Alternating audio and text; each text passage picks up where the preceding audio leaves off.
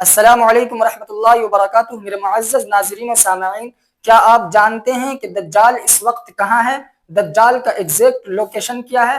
اگر آپ نہیں جانتے ہیں تو اس ویڈیو کو آخر تک ضرور دیکھیں۔ انشاءاللہ اس ویڈیو کو دیکھنے کے بعد آپ کو دجال کا حقیقی اور ایگزیکٹ لوکیشن پتہ چل جائے گا کہ فی الحال دجال کہاں ہے۔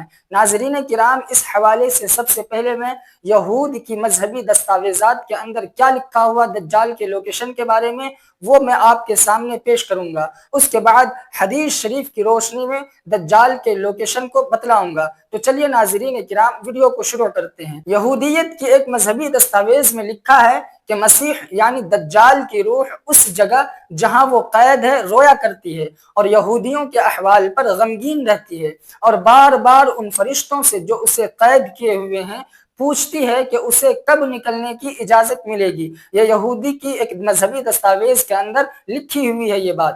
یہودی حضرات مسیح دجال یعنی دجال اکبر کے، جسے وہ مسیح داؤد کہتے ہیں، اس کے موجودہ مقام، موجودہ رہائش یا موجودہ پناہ گاہ کو ظاہر نہیں کرتے۔ یا تو ابلیس نے انہیں بھی اس کا علم واضح اور متعین نہیں دیا ہے، یا اگر دیا بھی ہے تو یہودی اکابر اسے بے حد خفیہ راز کی طرح رکھنے کی کوشش کرتے ہیں۔ چنانچہ ان کی خفیہ ترین بحثوں میں اس تعلق سے جو بات کہی جاتی ہے وہ نہایت معنی خیز ہونے کے ساتھ ساتھ نہایت پر اسرار بھی ہے۔ ان کی ایک مذہبی دستاویز مشنا میں ایک نصیحت درج ہے کہ ممنوع درجوں کی بات 3 لوگوں کے مابین بھی نہ کی جائے، براشیت یعنی تکوین کی بات 2 لوگوں کے درمیان بھی نہ ہو، اور مرکبہ کی بات تو کوئی شخص تنہا بھی نہ کرے الا یہ کہ وہ خود شیخ ہو اور اسے اپنے علم کا علم بھی ہو۔ ناظرین کرام، یہ پر اسراریت اور رازداری کی کوششیں تو اپنی جگہ ہیں، لیکن سچی بات یہ ہے کہ یہود کو دجال کے مقام کا صحیح علم نہیں ہے، نہ اس تک ان کی حقیقتاً رسائی ہے۔ آج تک جتنے روحانی یہودی یعنی جادوگر سفلی عامل گزرے ہیں، مثلا سباتائی زیوی، اسرائیل بن ایلی، زربعل شیم وغیرہ، یہ نہ اپنے جادو شیطانی علم اور خبیث جنات سے رابطے کے ذریعے دجال کا ٹھکانہ معلوم کر سکے ہیں، نہ ان کے احبار و رہبان یعنی علماء اور پیر کو اس کا کچھ علم ہے، اور نہ ہی ان کے سائنس داں اور خلا نور داس کی کوئی خبر لا سکے ہیں۔ اللہ پاک نے اپنی سچی کتاب اور سچی نبوت کے ذریعے جو اور جتنا علم مسلمانوں کو دیا ہے اس کے علاوہ سب کے سب غلط ہے۔ یہود کے خواص اس حوالے سے ایک دوسرے کو جس رازداری کی تلقین کرتے ہیں وہ یہودی عوام کے سامنے در حقیقت اپنی جہالت اور اپنی کم علمی پر پردہ ڈالنے کی کوشش ہے۔ جب یہودیوں کی بات یقینی طور پر غلط ہے تو ناظرین کرام صحیح بات کیا ہے؟ دیکھیں، جن امور کا تعلق غیبیات سے ہو یعنی نظروں سے اوجھل چیزوں سے ہوتا ہے تو اس میں ہمارے پاس واحد معلومات کا ذریعہ وحی ہے۔ انسانیت کے پاس اس کے علاوہ کوئی چارہ کار نہیں کہ جن چیزوں کو مشاہدے اور ذاتی تحقیق سے دریافت نہیں کر سکتی ان کے بارے میں ایسے ذریعے پر اعتماد کرے جو مستند بھی ہو اور تسلی بخش بھی ہے، اور یہ ذریعہ عقل نہیں ہے، وحی ہے۔ وحی کے نور کے بغیر عقل گمراہ ہے اور گمراہی تک لے جانے والی ہے۔ حضور پاک صلی اللہ علیہ وسلم وہ ہستی ہیں جنہیں زمانے جاہلیت کے شدید دشمنی رکھنے والے مخالفین نے بھی الصادق الامین کا لقب دیا۔ آپ نے زندگی بھر کبھی بھی کسی قسم کا جھوٹ نہیں بولا، لہٰذا آپ صلی اللہ علیہ وسلم کی بتائی ہوئی اطلاعات سے زیادہ مستند اور پختہ ذریعہ معلومات انسانوں کے پاس اور کوئی نہیں۔ تو آئیے ناظرین کرام، دنیا کی سب سے سچی اور سب سے زیادہ قابل اطمینان زبان سے ہم پوچھتے ہیں کہ دجال کہاں ہے۔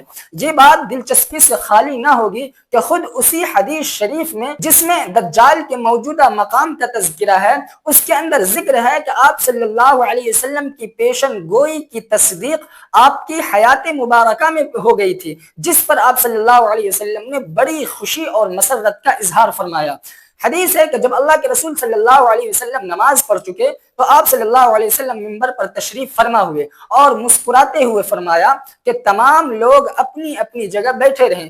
پھر فرمایا، جانتے ہو میں نے تمہیں کیوں جمع کیا ہے؟ لوگوں نے عرض کیا، اللہ اور اس کے رسول صلی اللہ علیہ وسلم بہتر جانتے ہیں۔ آپ صلی اللہ علیہ وسلم نے فرمایا، اللہ کی قسم، میں نے تمہیں نہ تو کسی چیز کا شوق دلانے کے لیے جمع کیا ہے اور نہ کسی چیز سے ڈرانے دھمکانے کے لیے اکٹھا کیا ہے، بلکہ میں نے تمہیں یہ بتانے کے لیے جمع کیا ہے کہ تمیم داری پہلے عیسائی تھا، وہ آیا، اس نے بیعت کی اور اسلام میں داخل ہو گیا۔ اس نے مجھے ایسا واقعہ سنایا جو ان باتوں سے تعلق رکھتا ہے جو میں تمہیں دجال کے بارے میں پہلے بتایا کرتا ہوں۔ اس نے مجھے بتایا کہ وہ لخم اور جذام قبیلے کے 30 آدمیوں کے ہمراہ 30 آدمیوں کے ساتھ ایک بحری جہاز ایک سمندری کشتی میں سمندر کے سفر پر روانہ ہوا۔ سمندر کی لہریں مہینہ بھر انہیں ادھر ادھر دھکیلتی رہیں، یہاں تک کہ وہ ایک جزیرے میں پہنچ گئے۔ اس وقت سورج غروب ہو رہا تھا۔ وہ ایک چھوٹی کشتی میں بیٹھ کر جزیرے میں داخل ہوئے۔ جب وہ جزیرے میں داخل ہوئے تو ان کو ایک جانور ملا جس کے جسم پر بہت زیادہ بال تھے۔ بالوں کی کثرت کی وجہ سے انہیں اس کے آگے پیچھے کا کچھ پتہ نہیں چل رہا تھا۔ انہوں نے کہا کہ تیرا ناس ہو، تو کیا چیز ہے، تو کیا بلا ہے؟ اس نے کہا کہ میں جساسہ ہوں۔ انہوں نے پوچھا یہ جساسہ کیا چیز ہے؟ تو اس نے کہا اے لوگو، خانقاہ میں موجود اس آدمی کی طرف جاؤ، وہ تمہاری خبریں سننے کا بڑے تجسس سے انتظار کر رہا ہے۔ بیان کرنے والا بتاتا ہے کہ جب اس نے آدمی کا ہم سے ذکر کیا تو ہمیں خوف لاحق ہوا کہ یہ جانور شیطان نہ ہو، پھر ہم تیزی سے چلے اور خانقاہ میں داخل ہو گئے۔ وہاں ہم نے بھاری بھرکم قد کاٹھی کا ایک آدمی دیکھا جس کے گھٹنوں سے ٹخنوں تک بندھی ہوئی ایک لوہے کی زنجیر تھی اور اس کے ہاتھ اس کی گردن کے ساتھ بندھے ہوئے تھے۔ ہم نے پوچھا تیرا ناس ہو، تو کیا چیز ہے؟ اس نے کہا کہ میرا پتہ تمہیں جلد ہی چل جائے گا۔ اچھا یہ بتاؤ کہ تم کون ہو؟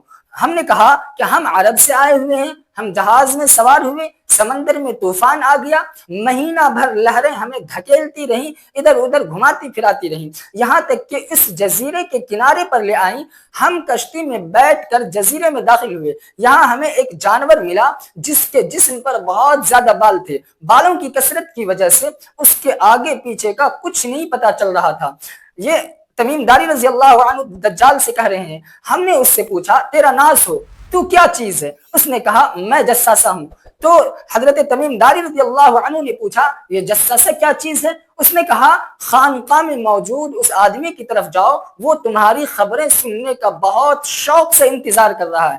تو ہم تیزی سے تمہاری طرف آ گئے اس ڈر سے کہ کہیں یہ شیطان نہ ہو۔ اب دجال نے کہا کہ مجھے بیسان کے نخلستان کا حال بتاؤ۔ ہم نے کہا کہ اس نخلستان کے بارے میں کون سی بات پوچھنا چاہتے ہو؟ اس نے کہا میں جاننا چاہتا ہوں کہ کیا اس کے درختوں پر پھل آتے ہیں یا نہیں۔ تو ہم نے کہا ہاں۔ اس نے کہا مجھے تبریہ کی جھیل کے بارے میں بتاؤ۔ ہم نے پوچھا اس کی کون سی بات تم جاننا چاہتے ہو؟ اس نے کہا کیا اس میں پانی ہے؟ ہم نے کہا جی ہاں، اس میں پانی ابھی بہت ہے۔ وہ بولا کہ اس کا پانی بہت جلد ختم ہو جائے گا۔ پھر اس نے کہا مجھے زغر کے چشمے کے بارے میں بتاؤ۔ تو حضرت تمیم داری رضی اللہ عنہ نے پوچھا کون سی بات معلوم کرنا چاہتے ہو؟ زنجیر میں جکڑے آدمی نے کہا کیا چشمے میں پانی ہے اور لوگ اس پانی سے کھیتوں کو سیراب کرتے ہیں؟ تو ہم نے کہا اس میں بہت پانی ہے اور شہر کے رہنے والے اس سے کھیتوں کی آبیاری کرتے ہیں۔ پھر اس نے پوچھا مجھے نبی امی صلی اللہ علیہ وسلم کے بارے میں بتاؤ، اس نے کیا کیا ہے؟ ہم نے کہا وہ مکہ سے نکل کر یثرب مدینہ میں آ گئے ہیں۔ اس نے پوچھا کیا عربوں نے اس کے ساتھ جنگ کی ہے؟ تو حضرت تمیم داری رضی اللہ عنہ فرماتے ہیں کہ ہم نے کہا جی ہاں۔ اس نے پوچھا پھر کہ اس نے ان کے ساتھ کیا کیا؟ تو ہم نے بتایا کہ وہ ارد گرد کے عربوں پر غالب آ چکے ہیں اور انہوں نے ان کی اطاعت قبول کر لی ہے۔ اس پر دجال نے کہا کیا واقعی ایسا ہو چکا ہے؟ تو حضرت تمیم داری رضی اللہ عنہ فرماتے ہیں کہ ہم نے کہا ہاں۔ اس پر دجال نے کہا کہ ان کے لیے یہی بہتر ہے کہ وہ ان کی اطاعت قبول کر لیں، ان کی باتوں کو تسلیم کریں، ان کی باتوں کو مانیں۔ اب میں تمہیں اپنے بارے میں بتاتا ہوں۔ دجال نے حضرت تمیم داری رضی اللہ عنہ سے کہا کہ اب میں تمہیں اپنے بارے میں بتاتا ہوں کہ میں دجال ہوں، مجھے عن قریب خروج کی نکلنے کی اجازت مل جائے گی۔ یہ مسلم شریف کے اندر یہ حدیث مذکور ہے۔ حضرت فاطمہ بنت قیس رضی اللہ تعالی عنہا اس حدیث کی راویہ ہیں۔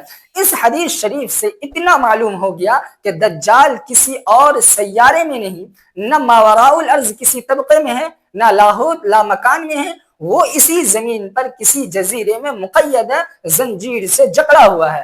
اب قبل اس کے کہ ہم یہ سوال چھیڑیں کہ وہ جزیرہ اس وقت ہے کہاں، تو اس بات کو چھیڑنے سے پہلے حدیث شریف کے اندر دجال کے جو 3 سوالات ہیں ان کے اوپر انشاءاللہ ہم نیکسٹ ویڈیو میں پہلے تفصیلی گفتگو کریں گے، اس کے بعد انشاءاللہ ہم ایگزیکٹ بتائیں گے کہ دجال کا ایگزیکٹ لوکیشن کیا ہے۔ آج کے لیے بس اتنا ہی، اجازت دیجیے، السلام علیکم ورحمۃ اللہ وبرکاتہ۔